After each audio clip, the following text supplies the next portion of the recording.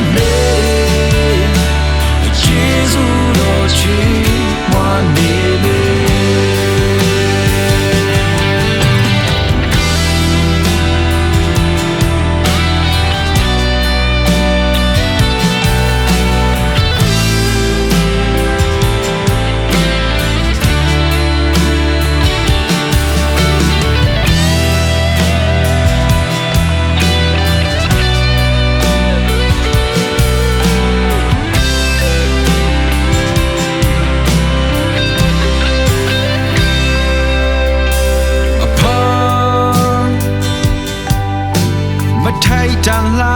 တဲ့ကျွန်တော်ကိုဘာကြောင့်သဆန်ခွင်ပေးအနိုင်မဲ့မြတ်တာတို့ကြောင့်ပေါ်အဖာမပြေဆုံးလာတဲ့ကျွန်တော်ကိုဘာကြောင့်သုံးပြနေလေ